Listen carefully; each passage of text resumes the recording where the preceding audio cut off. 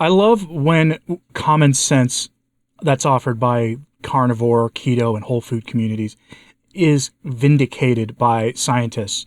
And I love when other scientists get kind of triggered by it, people who buy into the lies of processed foods being good and plant-based diets being a proper human diet.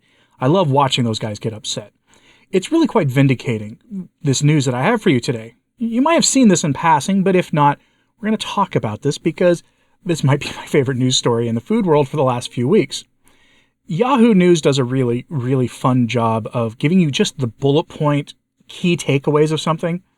But this article I'm going to go over has some amazing things buried deep into it. So let's dive right into this. So we turn to Yahoo News, which is not the most scientific outlet ever, but Yahoo Life. The headline gives us, new research says cow's milk is better for you than oat milk or other plant-based vegan alternatives. No kidding, right? You and I knew that already. We knew that milk produced by a mammal for the purpose of providing nutrition and rapid growth to young mammals was going to be more nutritious than water paste stuff that they call milk from soybeans or almonds or coconuts or whatnot. We already knew that. But for some reason, one of the great nutrition lies being pushed right now is that plant-based diets are superior to the proper human diet. But not only is a plant-based diet allegedly superior to a proper animal-based diet, they tell us also that, because there's cholesterol and saturated fats in animal products, that's going to really cause us harm. Saturated fat only really becomes a problem if you're consuming a high carbohydrate diet. But because people can't give up on carbs, they think carbs are essential. You have to eat carbs to be healthy. Here's the key takeaways from the article. Cow's milk and non-dairy milk are not nutritionally equal, according to new research. Wonder how much money they spent on this. Scientists found that plant-based milks often have less vitamin D, calcium, and protein. But plant-based milk drinkers don't need to despair. There are other ways to get these essential nutrients. Okay, so I'm going to ask again, how much money did they spend on this? To find out that milk, which is loaded with vitamin D, any milk you drink really, is going to be loaded with vitamin D and the proper balance of between saturated and non-saturated fats for the thriving of the animal who's supposed to drink it. And really, most people who drink milk regularly don't have problems with it unless they're lactose intolerant, but that's another conversation. How much money did they spend on this to find out that milk that comes from nature is going to be better for a human being to drink than plants that are high in oxalates and high in anti-nutrients and other things that bind up those vitamins that we're told are in there, so you can't really process them? How much do they spend on this research? It's mind-boggling because there are other things that that money could be used on than to keep promoting the new big nutritional lie. But let's dive into my favorite part of this article. It's fantastic. So from the article, quote, scientists analyzed the nutrition labels for 237 plant-based milk products from 23 different manufacturers, but only 28 of the beverages were comparable or better than dairy milk when it came to vitamin D, calcium, and protein. Of the plant-based milks, oat milk was the plant milk most commonly fortified with calcium and vitamin D. 76% of the oat milks analyzed contained both nutrients. The runner-ups were soy milks and almond milks, but the plant-based milks were highly variable. Plant-based milks tended to have less protein than cow's milk as well. A fact that's been known, said Johnson. Cow's milk contains 8 grams of protein per serving. Soy milk is typically equivalent in protein, but other plant-based milks contain only 2 grams of protein on average, Johnson said. Some experts, however, are skeptical of the study's findings. Dr. Christopher Gardner, director of the Stanford Diabetes Research Center, told CNN that the assertion that cow's milk is nutritionally superior is bunk. None of the plant-based milks have cholesterol. They all have very low levels of saturated fat, and some of them have fiber, he told CNN. Plus, dairy milk has cholesterol, has saturated fat, and does not have fiber, which can make plant-based milk better for some people.